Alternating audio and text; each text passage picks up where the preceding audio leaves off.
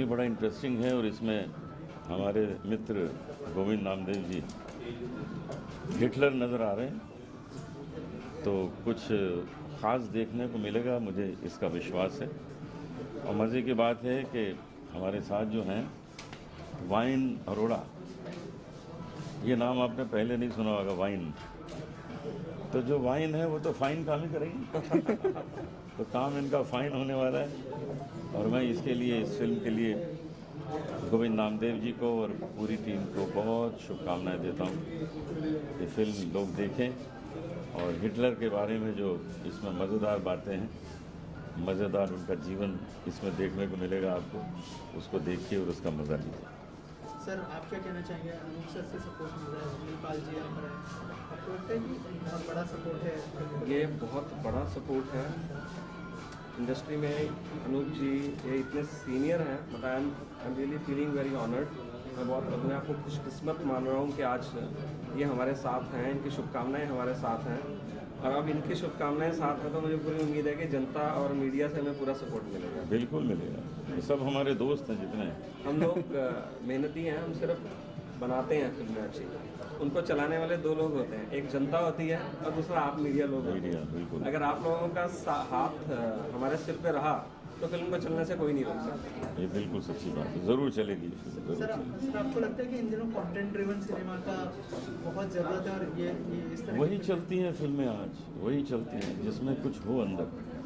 केवल आज hero heroine के फेसेस से फिल्म नहीं चल रही है। और देखिए फिल्म आई हिंदुत्व ने तूफान मचा दिया ना। हिंदुत्व लोग देख रहे हैं, आनंद ले रहे हैं, क्योंकि कंटेंट है, उसमें एक संदेश है। तो इस तरह की फिल्में ही आगे आएंगी और चलेंगी, आगे भी देखिएगा। सर की हिंदुत्व फिल्म है, बहुत अच्छी फिल्म है और सब लोगों से रिक्वेस्ट है कि इस फिल्म को ज़रूर प्रमोट करें और ज़रूर देखें। Thank you so much. बाकी सर, जब भी अनूप जी से कोई नहीं, मैं आज तक जब भी अनूप जी से मिला हूँ, हालांकि मिलना बड़ा कम हुआ है, लेकिन जब भी इनसे मिला हूँ, इनका आशीर्वाद लिया और इनसे जो पॉजिटिव एनर्जी आती है ना एकदम से, वो और किसी से मिलने से आज तक कभी नहीं आई इंडस्ट्री में मुझे। तो अनूप सर का मैं बहुत बहुत थैंक यू, शुक्रगुजार हूँ कि आप यहाँ आए और फिल्म से मुझे positive energy the thank you sir, thank you so much. Film जो है एक नॉवल के ऊपर बेस्ड है और गोविंद जी इसलिए है क्योंकि गोविंद जी एग्जैक्ट मैच करते थे कैरेक्टर से और उन्होंने जिस तरीके से निभाया, हमें लगा कि हम 1940 में जो वर्ल्ड वॉर है उसके जो ओरिजिनल हिटलर जी हैं वहाँ पहुँच गए। क्या बात है। आप यकीन नहीं मानोगे, आप जब आप देखोगे जिस तरीके से इन्होंने निभाया है, आपको लगेगा ही नहीं, आपको ऐसा लगेगा कि किसी तरीके से इन्हें दोबारा खींचा है, हिटलर को वापस लेकर आए हैं यहाँ पे काम करने के लिए फिल्म में। Thank you. गोविंद सर, आपसे जानना चाहूँगा आपका एक्सपीरियंस कैसा रहा और जब आप उन्होंने अप्रोच किया तब क्या रिएक्शन था आपका, क्योंकि बहुत सिलेक्टेड फिल्में करते हैं आप।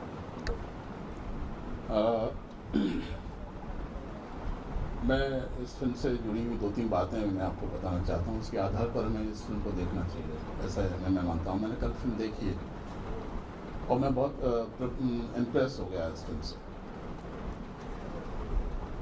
पहली बात तो ये है कि ये एक नॉर्मल रूटीन फिल्म नहीं है कि सीधे सीधे कहानी को कह दिया और सबकी समझ में आ गया। ये एक एक्सपेरिमेंटल फिल्म है। आजकल फिल्म मेकिंग में एक्सपेरिमेंट्स का एक अच्छा खासा दौर चल रहा है। जब से OTT आया है, हर तरह के एक्सपेरिमेंट्स को काफ़ी वेलकम मिल रहा है। शॉर्ट फिल्म्स के द्वारा, वेब फिल्म्स के द्वारा, वेब सीरीज़ के द्वारा। उसी से प्रेरित होकर ये फिल्म मुझे लगता है ये हमारे सामने आई है। दूसरे, ये फिल्म एक 14 साल के बच्चे को सेंटर में रख के उसके इर्द गिर्द बुनी गई है इसकी कहानी। ये फिल्म एक चिल्ड्रन फिल्म के तौर पर ट्रीट की जानी चाहिए, देखी जानी चाहिए, ऐसा मैं मानता हूँ। आप बताएं, ठीक है ना, ताकि कोई कंफ्यूजन ना रहे। एक बच्चों के द्वारा एक पूरी दुनिया का एक बड़ा मैसेज इस फिल्म के द्वारा इस फिल्म में है। तीसरे, ये फिल्म बहुत ही लिमिटेड बजट में बनी है। सब लोगों ने हर तरह से सहयोग किया है। बहुत ज़्यादा प्रोडक्शन वैल्यूज भले ही इसमें ना दिखें, लेकिन जो मैसेज इस फिल्म के द्वारा कहा गया है बहुत ही सशक्त ढंग से सामने आया है सब। इसके बाद राजेश प्रसाद जी और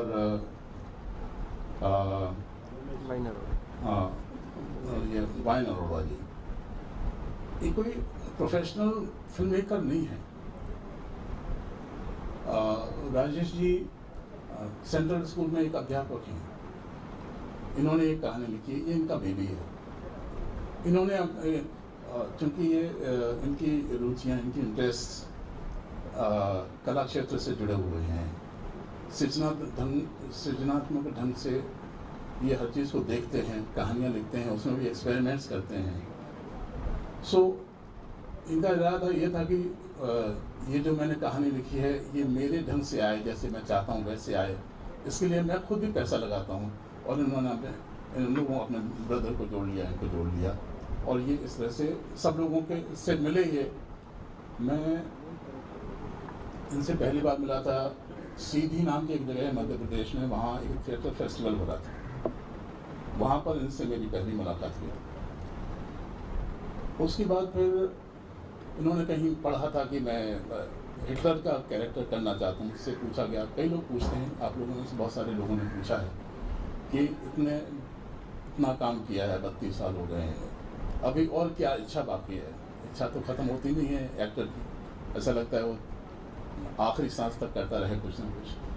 तो मैं नॉर्मली बताता हूँ कि हिटलर का कैरेक्टर मुझे करने का बड़ा चाव है। वो चाव इसलिए है क्योंकि हिटलर एक वो पेंटर था। हिटलर वो कविताएं भी लिखता था, उसने रोमांस भी किया जिंदगी में। ऐसा आर्टिस्टिक सेंसिटिविटी का बंदा वो 50 लाख से ज़्यादा लोगों को कैसे कत्लेआम कर सकता है? ये जो विरोधाभास है एक व्यक्ति का, किसी की साइकोलॉजी का, उस विरोधाभास में, उस साइकोलॉजी में उतरने का बड़ा दिल था मेरा कि मैं उतरूं और जानूं कि एग्जैक्टली क्या है ये। सो इस वजह से मैं करना चाहता था। हालांकि इसमें हिटलर के कैरेक्टर पूरेपन के साथ नहीं आया है। एक सीक्वेंस है इसमें जिसमें ये बच्चा इमेजिन करता है, और ये कहानी तो शायद बताएंगे, इमेजिन करता है वो हिटलर को कॉल करता है अपने इमेजिनेशन अपने घर पर, और वो सब प्रश्न करता है जो पूरी दुनिया जानना चाहती है हिटलर से कि उसने ऐसा क्यों किया है, वो कैसा कर पाया ऐसा। और हिटलर उस डिस्कशन में सारे जवाब देता है। सो बहुत ज़्यादा पूरेपन के साथ नहीं आया, एक हिस्सा आया है हिटलर का, लेकिन मैंने इसको ज़्यादा से ज़्यादा कोशिश की जितना मैं जो मेरा तरीका है रिसर्च वर्क के साथ, डॉक्यूमेंट्रीज वगैरह देखी। इसमें 3 चीज़ों को मैंने ज़्यादा उस कैरेक्टराइजेशन में डाला है। उसका वॉक, मैं ज़्यादातर कोशिश करता हूँ कि जो कैरेक्टर है उसमें हर कैरेक्टर में एक अलग तरह का वॉक दिखाई दे। तो उसका वॉक, उसका बोलने का ढंग और उसका सुर और उसका खड़े होने का स्टांस, जो एक उसको जिसमें एटीट्यूड दिखता है, ये 3-4 चीज़ें हैं जिनको मैंने इसमें डालने की कोशिश की है और इसको मैंने इस कैरेक्टर को कैरेक्टराइजेशन दिया है और परफॉर्म किया है। कितना आया वो तो सब आप लोग, इन्होंने तो मेरा बहुत ही हौसला बढ़ा दिया ये कह के। मुझे अभी तक उसका कोई रिस्पॉन्स आया नहीं था क्योंकि लोगों ने देखा नहीं, उन्होंने बोला है तो मैं बहुत खुश हो गया। मैंने कल देखी थी फिल्म, मैं बहुत ज़्यादा खुश तो नहीं हुआ लेकिन मैं निराश नहीं हुआ, और एक अच्छा संतोष सा हुआ कि थोड़े से में ही सही लेकिन एक समझ में एक सूत्रपात कर दिया। अभी मुझे अगर ये कैरेक्टर करने को मिले तो मैं अच्छा खासा उसमें जान डाल सकता हूँ। सो ये सब है। सो इसी तरह से ये फिल्म देखी जानी चाहिए, और मुझे लगता है कि जो संदेश ये देना चाहते थे हमारे राजेश प्रसाद जी, वो संदेश पूरेपन के साथ और अच्छे पूरे सशक्त ढंग से इस फिल्म में आया है, और इस रूप में राजेश जी भी सक्सेसफुल हुए हैं और हमारे प्रोड्यूसर भी सक्सेसफुल हुए हैं, हमारे डायरेक्टर भी सक्सेसफुल हुए। Thank you very much. जैसा कि अभी इन्होंने बताया, मैंने भी फिल्म देखी बैठ के पूरी, और मैं बहुत ज़्यादा खुश हूँ उससे। इन्होंने कहा कि जैसे हम लोग कोई बहुत बड़े प्रोफेशनल टीम नहीं है। हेलो, मैंने 3 साल पहले फिल्म इंडस्ट्री में एंट्री की। 3 साल के अंदर मैं करीब 30 से 40 शॉर्ट फिल्में, म्यूजिक वीडियोस। हाँ ठीक है। सो पिछले मैंने 3 साल पहले फिल्म इंडस्ट्री में एंट्री की। थोड़ा पीछे होकर बोल सकते। तो 3 साल के अंदर मैं करीब 30-40 शॉर्ट फिल्में, वेब सीरीज़, म्यूज़िक वीडियोस बना चुका हूँ। फीचर फिल्म में अब हमने एंट्री की है। अभी ये फीचर फिल्म है जो मार्केट में आ रही है। दूसरी एक मॉर्निंग इन कश्मीर आतंकवाद पे फिल्म बनाई है, जो कि शायद 2 से 3 महीने के अंदर आएगी। वो भी पोस्ट प्रोडक्शन में है। और अब टारगेट ये है कि प्रोफेशनल हम हैं नहीं, लेकिन हम प्रोफेशनल बन के दिखाएंगे, क्योंकि मैंने जो अनाउंस किया है कि हम हर साल मैं 3 फिल्में बनाऊंगा ही बनाऊंगा। 3 फीचर फिल्में हर साल आएंगी। तो हमारी एक फिल्म ये है, दूसरी मॉर्निंग इन कश्मीर रेडी है, जो सिर्फ पोस्ट प्रोडक्शन में DI रह रहा है, तो जल्दी आएगी। और तीसरी फिल्म जो है वो एक लव ट्रायंगल है, एक एज्ड बंदे का और एक जवान लड़के का और एक लड़की का, जो उस पर स्क्रीन प्ले पे काम चल रहा है और जल्दी उसकी भी शूटिंग शुरू होगी। आप क्या शुभकामनाएं देना चाहेंगे फिल्म को, और क्या कहना चाहेंगे गोविंद सर जिस तरह का किरदार निभा रहे हैं? भाई, जिस फंक्शन की शुरुआत भजन सम्राट अनूप जलोटा जी से हुई हो और अंत गोविंद नामदेव जी से हो, तो समझ लीजिए वो सफ़र कितना सुहाना, कितना लुभावना और कितना सफल है। मैं समझता हूँ कि इस फिल्म में जो लागत लगी है, भगवान करे, ईश्वर करे, उससे 500 गुना ज़्यादा फिल्म कमाए। और हमारे वाइन्स अरोड़ा साहब, वाइन अरोड़ा साहब, दारू अरोड़ा साहब जो है वो मतलब और तरक्की करें, है ना, यही शुभकामनाएं। गोविंद जी के तो हम सब फ़ैन है ही, तो उनका जो भी प्रोजेक्ट आता है बेसब्री से इंतजार होता है। और इस बार तो बिल्कुल हट के आए हैं, है ना, इन्होंने देसी देहाती सब रोल किए, अब अंग्रेज़ बन के आ रहे हैं, तो मज़ा आएगा, है ना। All the best.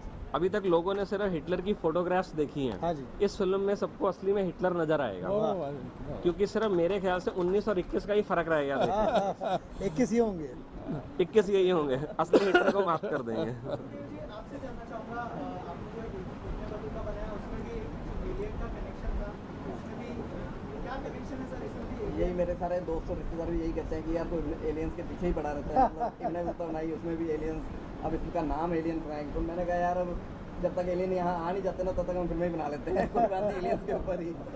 तो बाकी इस फिल्म में गोविंद जी हैं, तो मैं बहुत श्योर हूँ कि अभी गोविंद जी ने जिस तरह पूछा, अमर में कुछ कंफ्यूजन तो नहीं है, तो मैं गोविंद जी को बताना चाहूँगा, जहाँ आप हो वहाँ कंफ्यूजन है ही नहीं। आप जैसे लेजेंड जहाँ पे हो वहाँ पे सक्सेस ही रहती है, तो कंफ्यूजन का मैटर ही नहीं है कुछ। तो मैं पूरी टीम का, गोविंद जी का, सुनील जी यहाँ इन सबका बहुत बहुत शुक्रगुजार हूँ, और उम्मीद करता हूँ कि फिल्म बड़ी सक्सेसफुल होगी। Thank you everyone. सर आप क्या कहना चाहेंगे, और उनके जो टीम है उनके लिए क्या शुभकामनाएं? आप सबका बहुत बहुत धन्यवाद। जैसा कि सर ने अभी बताया, गोविंद जी ने कि फिल्म में बहुत कुछ और चीज़ें कह सकते हैं। तो एक्चुअली जब सर से जब हमारी बात हुई, और वो हम लोग स्टोरी एक बार देकर चले आए थे, लेकिन सर ने मेरी उम्मीद से 200 गुना ज़्यादा इस पर अपना वर्कआउट किया हुआ था। और जब पहली बार सेट पर आके और उन्होंने पहला संवाद बोला, तो आपको भी याद होगा सर कि जो लैंडलॉर्ड थी जिनका हम लोगों ने घर लिया था, वो थरथरा के रोने लगी। तो ऐसा कुछ मेमोरी है हमारा। तो ये फिल्म आप लोग को बहुत पसंद आएगी। जैसा कि मैंने पहले भी बोला, ये फिल्म ऐसी है, इसको बीच में छोड़ नहीं सकते। इस फिल्म को पूरी तरह से समझना है तो आपको स्टार्टिंग से एंड तक देखना पड़ेगा, क्योंकि इसकी एक एक डायलॉग कहीं ना कहीं या तो आगे से कनेक्टेड है या पीछे से कनेक्टेड है। तो ये एक सीक्वेंस में चल रही है पूरी फिल्म। सर आप क्या कहना चाहेंगे? बहुत सारे फिल्मों में विलेन के किरदार में देखा, इस फिल्म में कौन सा किरदार थोड़ा सा अगर उस पर? सबसे पहले तो पूरी टीम को मेरी तरफ से बहुत बहुत शुभकामनाएं, बधाई। तो मैं इतना कहना चाह रहा हूँ कि अभी थोड़ी देर पहले मैंने बोला भी था कि जितने इंडस्ट्री के विलन हैं और सारे बड़े प्यारे नेचर के हैं। अभी 4-5 दिन पहले की मैं बात बताता हूँ, मैं सर के साथ एक प्रोग्राम में था जिसमें जैकलीन जी भी थी और सर थे। तो मेरी वाइफ रील पे वीडियो बनाती रहती है बीच में, तो कभी कभी उनके साथ में आ जाता हूँ। तो मेरी वाइफ बोलती है कि आपकी दाढ़ी सफ़ेद है, सब लोग मैसेज करते रहते हैं कि बोले बहुत ज़्यादा एज है इनकी, बहुत ज़्यादा एज है, तो आप दाढ़ी काली कर लो। तो मैंने बोला 3-4 दिन बाद दाढ़ी काली करता हूँ। तो उस प्रोग्राम में सर मिल गए, सर से मुलाकात हुई तो सर बोले यार आपका लुक बड़ा प्यारा लग रहा है मुझे। तो सर ने खुद बोला, जबकि मेरी सर से खुद बात करने की इच्छा थी, लेकिन कभी इंडस्ट्री ऐसी है ना तो आदमी सामने जाकर कभी कभी बात नहीं कर पाता, कि ऐसा लगता है कि बुरा न लग जाए यार प्रोग्राम में लगे हुए हैं। सर ने सामने से मुझे रोका और मुझसे बात की कि यार बड़ा प्यारा लुक लग रहा है तुम्हारा, मुझे बुलाओ एक साथ में फ़ोटो लेते हैं। तो मैंने तुरंत सर के पैर छुए, मैंने बोला सर हम तो आपको देख देख के बड़े हुए हैं और आपने ऐसा कह दिया, मेरा कॉन्फिडेंस अलग बढ़ गया। तो जिस फिल्म में एक्टर इतने प्यारे, इतने सज्जन हो और जो प्रोड्यूसर की तारीफ कर रहे हो, खास तौर से एक्टर और प्रोड्यूसर की तारीफ कर रहे हो बनने के बाद, जब पिक्चर कंप्लीट हो जाए तो समझ लो पिक्चर सुपर डुपर हिट जाएगी बनने के बाद। आप लोग क्या शुभकामनाएं देना चाहेंगे तीनों से? हम लोगों से जाना है। देखिए जैसा कि पहले भी अभी हेलो हाँ, जैसे कि नामदेव जो सर जो है अभी बता रहे थे कि ये मूवी जो है इसको समझने के लिए मुझे ऐसा लगता है, 2 शब्दों में मैं बोलूँगा, तो शायद एक बार आप मूवी देखेंगे, इसके बाद आपको गूगल करना पड़ेगा। गूगल करके कुछ चीज़ें समझेंगे, इसके बाद दोबारा ये मूवी देखेंगे, तभी आपको मूवी पूरी समझ में आएगी। इसका साथ बताओ, आप कुछ बोलना चाहें? ये जो लड़का है वो, सबसे पहले तो आप सभी का बहुत बहुत धन्यवाद, और सुनील सर का, गोविंद सर का। तो मेरा क्या है कि अभिनेता को फिल्म के बाद बात करनी चाहिए, तो आप उसका इंतज़ार करिए, फिल्म आती है, आप सभी देखिए, उसके बाद क्या रिएक्शंस आते हैं उस पर हम बात करेंगे। Thank you so much.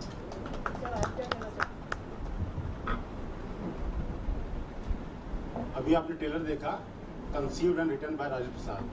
Conceive शब्द मैंने बहुत सोच समझ डाला था, ताकि मुझे लगे कि सब कुछ मेरा ही है, बाकी तो मेरे सहयोगी है, मेरे साथी है।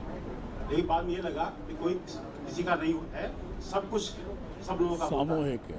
लेकिन लिखने में जो अहंकार आता है, उस अहंकार को प्रदर्शित करने के लिए मैंने उसको कंसीव्ड लिखा था, कि बाद में हटा नहीं पाया, वही रह गया, कोई बात नहीं, खैर अगली बार देखेंगे।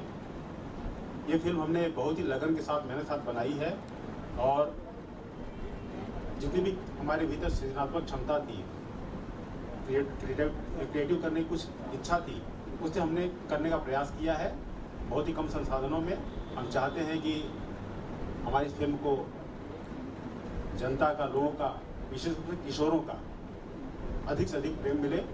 तमाम विद्यालयों के बच्चे इसको देखें, कम से कम जो क्लास 9, 10, 11, 12 में पढ़ते हैं, ग्रेजुएशन पढ़ते हैं, देखें इसे। जैसा पहले मैंने कहा, एक बार देखें, बार बार देखें, अच्छी लगेगी। क्योंकि जो चीज़ हमें अच्छी नहीं न भी लगे अगर, तो हमारे साथ जब रहती तो अच्छी लगने ही लगती है, ऐसा कुछ नहीं।